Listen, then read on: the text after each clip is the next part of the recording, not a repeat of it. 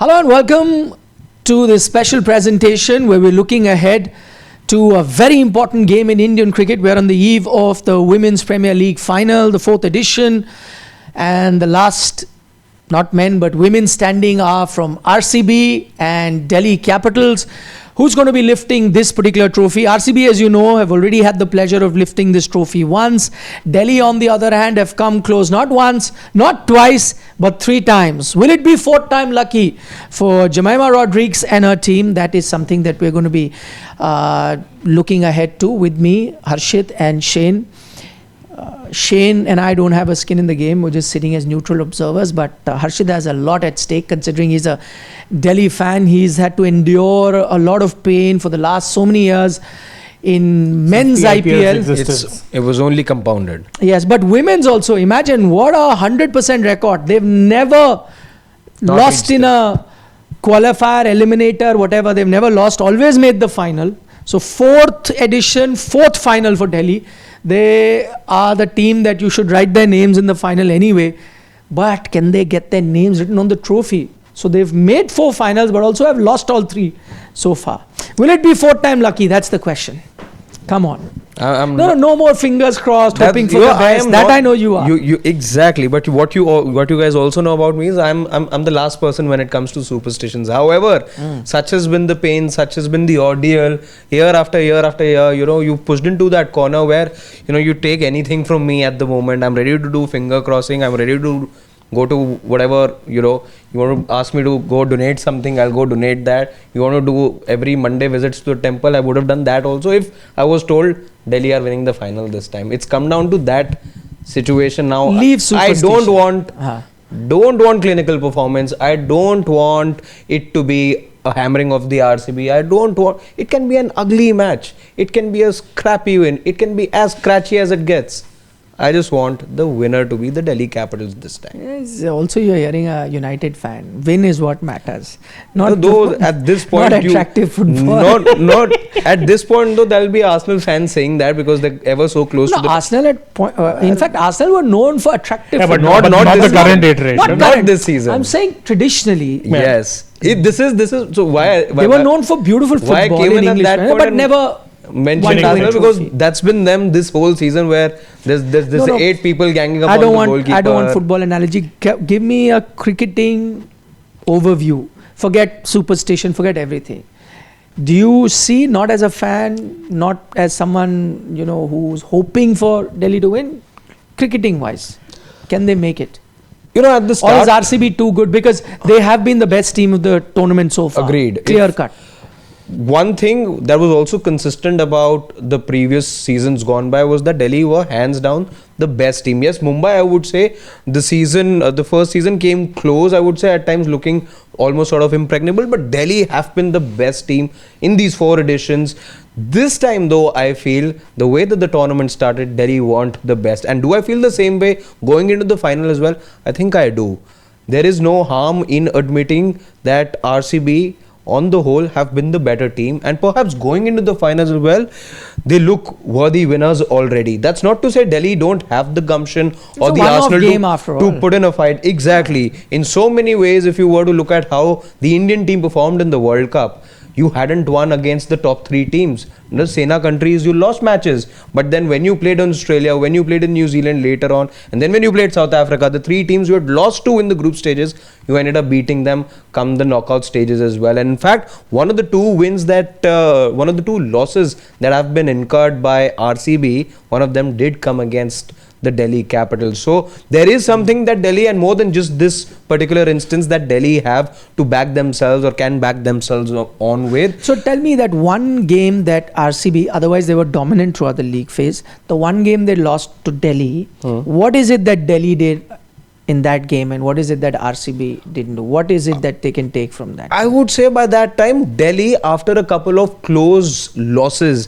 where you're losing by 3 runs, 4 runs, and you both to Gujarat. Both to Gujarat, in fact, it was. By that time, I think Delhi found their best 11. That's one. I think what Delhi also did was they knew how to get a better hang of their nerves as well. Delhi were no longer, and a good example of that was the match that you saw yesterday, the one between Delhi and UP.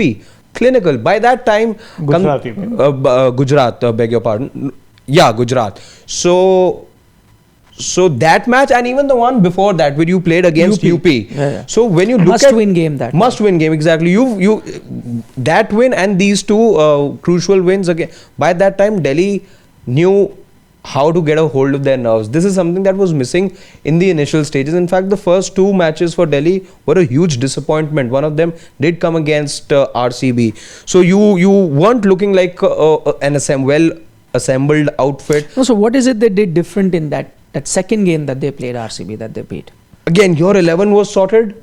You had a new captain. It was taking time for you to get adjusted. Lizzie Lee wasn't the winner that she has now proven to be at the start. She wasn't that proven winner for you. You were looking at, again, the usual suspects in Maraz and Cap, Shefali to do the heavy lifting. Nandini was still coming into her own. Progressively, the team found its best combination and the new style of captaincy.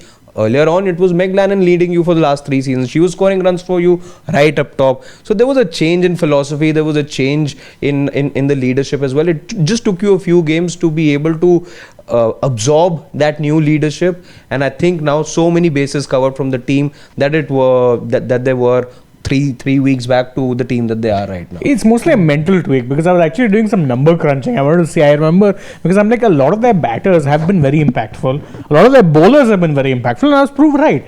If you're looking at, say, the top 15 run getters, and I extended a little bit, top 15 run getters were 4 Delhi batters. Top 15 wicket takers were 4 Delhi bowlers. That means 8 of your players are up there in terms of league performances. It's just that they weren't oftentimes coming together. Sometimes one player was performing and one side was letting you down. So it finally reached a point where everything started clicking for them when it reached the last 2 games, particularly that UP Warriors game, which was must win. There they got a clutch performance from their captain, something that had been missing. She'd gotten good starts, but never a match winning knock up until that point this season. Similarly, the bowling. See, the bowling again, I remember there was that one game where Nandini Sharma got a hat-trick. But other than that, consistency was sometimes lacking. The likes of a Sri Charni were doing well. But again, you needed the more experienced ones to step up. Cap has done good, but she's actually only their 4th best bowler this year in terms of wickets taken. She's only taken 10, where she's been very good drying up the runs. Economy is going at something around 6, if memory serves me right. So 6 odd of an economy with 10 wickets, I'm taking that. The thing is that they needed to all perform together, and I think that's what DCF finally clicked into the right gear at the right time, because their start to the season was atrocious.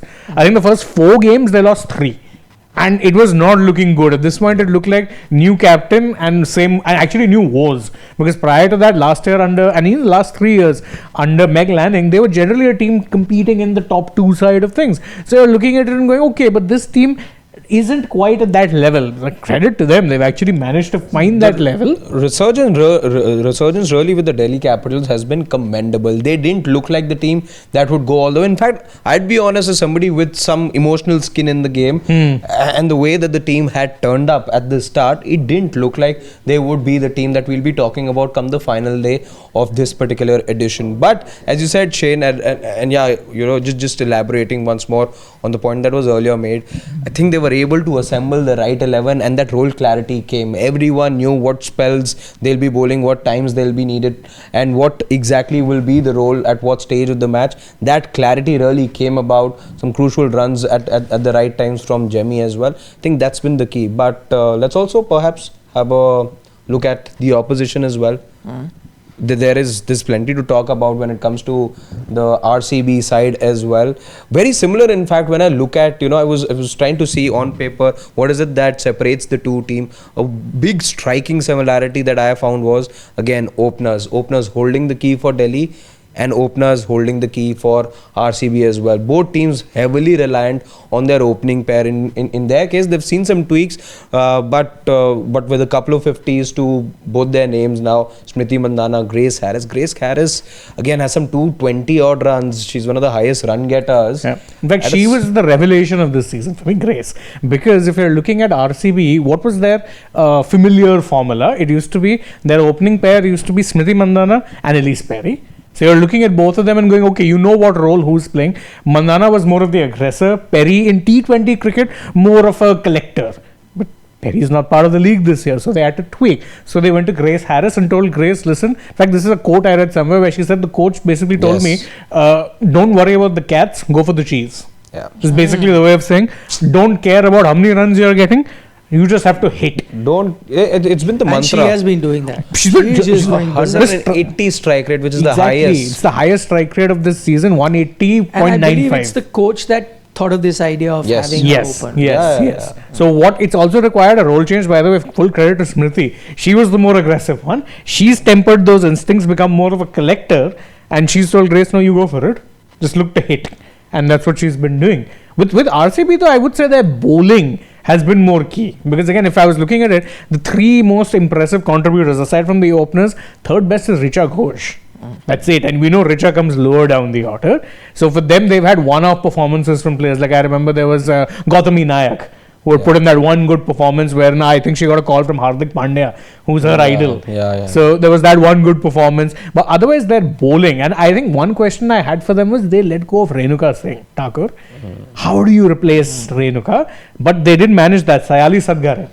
8 wickets she's gotten, mostly bowling in the power plays. I've got a better name that's been doing all the heavy lifting. Of course, Lauren Bell. Lauren Bell. Look how good she's been. You did a story also. No? Forget just the That's Instagram how followers that she may have gained. She's been doing. Which is phenomenal numbers for her to be having. She an has the economy. height also, had to be up. She has the height. I was Julan type. Yeah. But we're missing the most obvious one, Nadine de Klerk, 15 wickets. Yeah. Clutch. She's been phenomenal, de Klerk. And of course, as far as the Indian bowlers, I mean, aside Indian from fans would Sayali, know what she can do. de from Klerk that is World Cup. phenomenal. That group stage match. Yeah. And of course, Shriyanka's been good for them. There is so much. It's so exciting as well because we were talking about all these players. Nadine de Klerk was the wrecker-in-chief for South Africa the other day in that World Cup. But then there was also Laura Woolward who gave you the scare in the final. Yeah. Tomorrow you're going to be seeing both those players in opposite camps though. And then I get a lot of confidence, and it's genuinely a match I'm looking forward to for the very reason that both batting sides as well, on paper it looks like a very even contest. You got all these big names in RCB, but with Delhi as well, you see there is a powerful opening pair. Then there's a Madison Cap, there's a Jemmy Rodriguez as well, Laura Woolward as well. So many of these big names from other nationalities as well just evens out the contest. So we should ideally be having the kind of final which we've not had till now, because Delhi have been battered in 2 of the 3 finals. The third, there was a little bit of an opening per se where Delhi had some sort of a fight. Otherwise, I hope tomorrow is the day where you see not just the outcome change from a Delhi fan's perspective, but also a proper final as well. Not the kind of Australian Open final, let's say, that we saw. It should be like the semi-final games we saw. I Okay, enjoyed that. Australian 2 Open. questions. One way it went. 2 questions before we wind up. Who's winning? First one. This is a Go toughie. across the room. This is a toughie, but I will say, basically, there's 2 ways of looking at it. If you're doing it purely from a statistical number kind of thing, and it has to be a combination. Don't say head and heart. You have to no, combine everything. I will combine everything and give DC a very slight advantage. Ooh. Very slight advantage, because I think, there's 2 things. One, they have more performers across the board. 4 batters, 4 bowlers who are doing consistently well through the tournament. I think it's a matter of them combining. And they've peaked at the right time. They're coming in with momentum. 2 consecutive victories. Also, you won one, which is a knockout, which helps. With RCB, they started like a house on fire. They won 5 out of 5. Then they needed 1 win to guarantee themselves a place in the final. They lost 2 games. And then they won the 1 game, which they won, came against the Wooden Spooners, UP Warriors. By the way, special shout out to North franchises for ruining the captaincy legacy of Meg Lanning, including your DC. Yeah, 3 finals seasons. lost.